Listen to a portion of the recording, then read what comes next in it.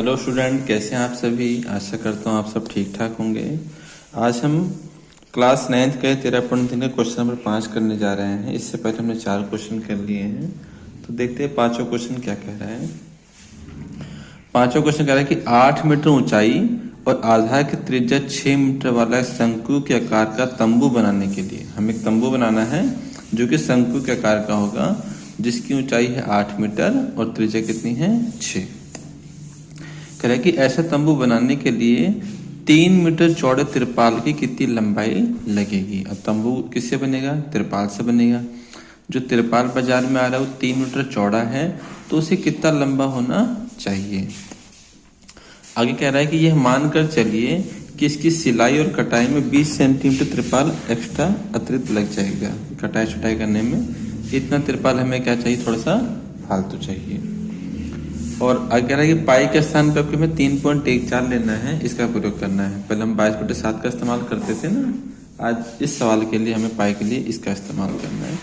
तो देखिए क्वेश्चन को समझते हैं। तो हमें एक तंबू बनाना है जो शंकु के आकार का है, और जो तंबू है वो 8 मीटर ऊंचा है।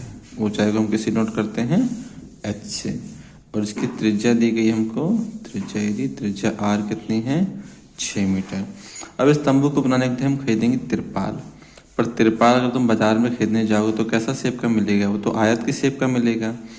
तो वो जो है वो 3 मीटर चौड़ा है, तो इस तिरपाल की लंबाई क्या होनी चाहिए ये हमको बताना है।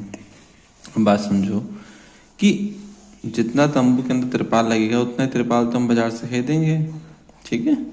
तो पहले हमें देखना पड़ेगा कि तंबू के लिए तिरपाल कितना चाहिए। अब तिरपाल हो तंबू का होगा, नीचे से तो खुला ही रहेगा ना, नीचे तो मिट्टी होगी, दरी बिछाओ के अलग से। तंबू तो सिर्फ साइड का होता है ना, तो साइड के लिए हमने क्या बताया था, वक्र क्षेत्रफल बताया था। और वक्र का फॉर्मूला होता है πr/l, पर यहाँ पे आपको l नहीं पता, तो पहले l निकालना पड़ेगा। तो हम जानते हैं कि l का स्क्वायर बराबर क्या होता है, h का स्क्वायर प्लस r का स्क्वायर होता है। l को स्क्वायर को छोड़ो, h कितना दिया हुआ हमको 8, तो यहाँ पे h को 8 का स्क्वायर कर लो। r त्रिज्या कितनी है 6, तो 6 का स्क्वायर। जब 8 का स्क्वायर करेंगे तो 8 गुणा 8 लिखेंगे, 6 का स्क्वायर तो 6 गुणा 6 करेंगे, ठीक है। तो 8 कितने होते हैं 64, और 6 कितना होता है 36। इसको जोड़ने पे कितना मिलेगा हमको 100। तो l स्क्वायर बराबर 100 आ गया। तो अगर l के ऊपर से स्क्वायर को हम हटा देते हैं तो इस 100 के ऊपर जाके क्या बन जाएगा, इससे वर्गमूल। उस 100 के अगर हम टुकड़े करते हैं तो 10 गुणा में हमें क्या मिलेगा 10। तो यहाँ से l कितना निकल के आएगा 10 मीटर। ये तो पता है ना कि वर्गमूल में से हर जोड़े में से एक संख्या बाहर आती है। तो हमें तीर की लंबाई कितनी मिल गई 10 मीटर की। अब देखेंगे कि तिरपाल इस तंबू को बनाने में कितना तिरपाल चाहिए। तो लिखेंगे ऐसे, तंबू में लगने वाले तिरपाल का क्षेत्रफल इसके बराबर आएगा। तो ये आएगा शंकु का वक्र क्षेत्रफल के बराबर आएगा। और वक्र क्षेत्रफल कैसे आता है, πr/l। और पाई का मान तो हमें बताए थे क्वेश्चन ने, 3.14 रखना है। r यानी कि त्रिज्या, जो कि सवाल से हमें कितनी पता है, यहाँ पे देखिए 6 मीटर दी हुई है। और l अभी यहाँ पे निकाला कितना 10 मीटर। तो यहाँ पे क्या लिखेंगे हम 10। अब करते हैं इन्हें गुणा,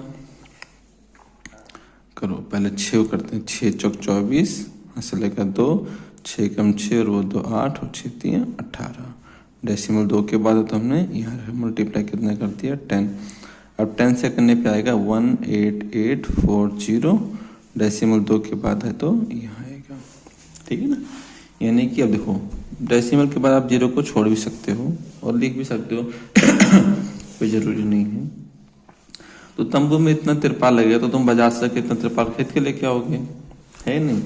तो तिरपाल लेकिन आपको शंकु की शेप का तो मिलेगा नहीं बाजार में, किस शेप का मिलेगा, आयत के शेप का मिलेगा। तो हम लिखेंगे ऐसे कि हम जानते हैं तिरपाल का क्षेत्रफल 188.4 मीटर आ गया है।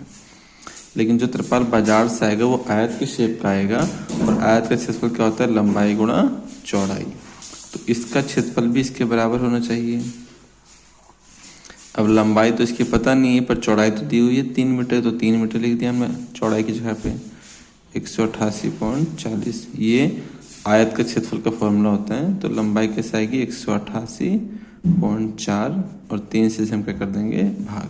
अब कर लीजिए भाग, 3 6 18 कटेगा 6 बार में, 3 दूनी 6, इसमें से 2 रह गया, 2 आगे दीजिए कितना बना, 2 के साथ 4 तो 24 बनेगा, 3 8 24 और 0 का 0।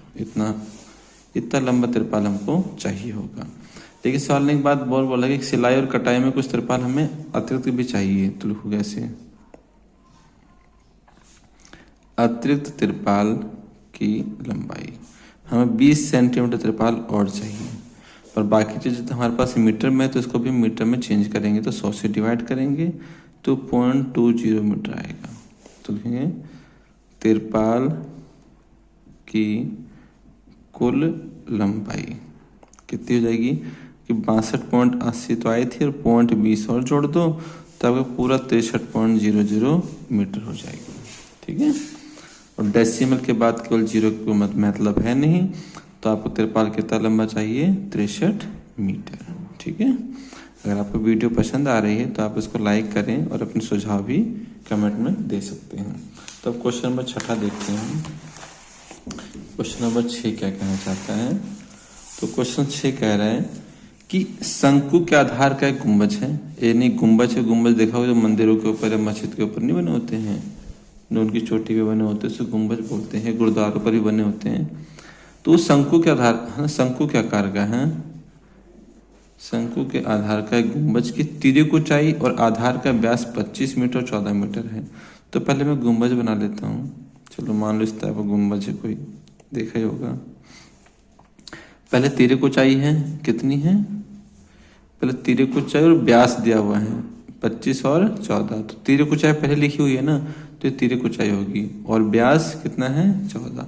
तो व्यास बोलते हैं इसको पूरे को। तो ये व्यास हमें दिया हुआ है 14 मीटर का, तिर्यक ऊंचाई आपकी ये है 25 मीटर। आगे कह रहा है इसके वक्र पृष्ठ पर हमें 210 रुपए प्रति 100 मीटर स्क्वायर की दर से सफेदी कराने का व्यय ज्ञात कीजिए। यानी कि जो सफेदी करने वाले हैं वो 100 मीटर स्क्वायर एरिया पर जब सफेदी करते हैं तो उसके लिए 210 रुपये मांगते हैं। तो बता इस पूरे गुंबज पर वो सफेदी करेंगे तो उसको कितना रुपया चाहिए। ठीक है, तो अगर मैं देखता हूँ तो खर्च वो किसके हिसाब से ले रहे हैं, मीटर स्क्वायर में ले रहे हैं। मीटर स्क्वायर में क्या आता है, क्षेत्रफल आता है। तो 100 मीटर स्क्वायर का इतना रुपया लेंगे ना, पूरा कितना है पहले हमें पता करना पड़ेगा। तो हम लिखेंगे ऐसे, गुंबज का क्षेत्रफल कैसे आएगा, जो शंकु का कौन सा क्षेत्रफल होगा, वक्र क्षेत्रफल, वो क्या होता है पाई आर एल होता है। अब पाई का मान कितना होता है 22/7। आर त्रिज्या है, क्या हमें त्रिज्या पता है, बिल्कुल नहीं पता, हमको तो व्यास पता है। व्यास 14 मीटर है तो त्रिज्या होती है व्यास की आधी, जो कितनी हो जाएगी 7 मीटर। तो त्रिज्या हो गई 7। एल तिर्यक ऊंचाई कितनी है 25 मीटर। अब 7 से 7 कट गया, 25 दूनी 50 और 25 दूनी 50 और 5 55 मीटर स्क्वायर। यानी इस पूरा गुंबज का क्षेत्रफल कितना है 550 मीटर स्क्वायर है। तो 100 के ही 210 रुपये ले लेता है ना, तो पूरे 550 से कितने लेगा, तो उसको हम में से निकालते हैं। हम लिखेंगे 100 मीटर स्क्वायर पर सफेदी का जो खर्च है वो कितने रुपए है 210 रुपये। तो 100 पे इतना खर्च है, तो इस खर्चे को पहले मैं 1 मीटर स्क्वायर पे निकाल लेता हूँ। तो लिखूंगा ऐसे, 1 मीटर स्क्वायर पर सफेदी का खर्च। तो जब ज़्यादा का दिया हो और 1 का पता करना होता है तो उससे हम उसको डिवाइड कर देते हैं। ठीक है, मैं चाहूँ तो 0 काट सकता हूँ और आगे भी काट सकता हूँ, वो नहीं छोड़ देता हूँ। फिर 550 मीटर स्क्वायर पर सफेदी का खर्च, ये 1 का आ गया। अब जो 1 का आ गया है और जितने का तुमको चाहिए उससे उसे गुणा कर दो, ये 0 से 0 भी कट गए। अब 21 पंजे 105 10, 21 पंजे 105 और 10 115, ऐसे हमने सिंपली गुणा कर दिया। तो कुल खर्च आप आएगा 1155 रुपये, दिखा दिया। ठीक है, देखो 100 पे इतना था, हमने 1 मीटर स्क्वायर का मालूम कर लिया, 1 का हमें मिल गया 21/10, और फिर हमें जितने का निकालना है उससे उसे गुणा कर दिया, तो 1155 रुपये हमारा खर्च आ गया। ठीक है बच्चों।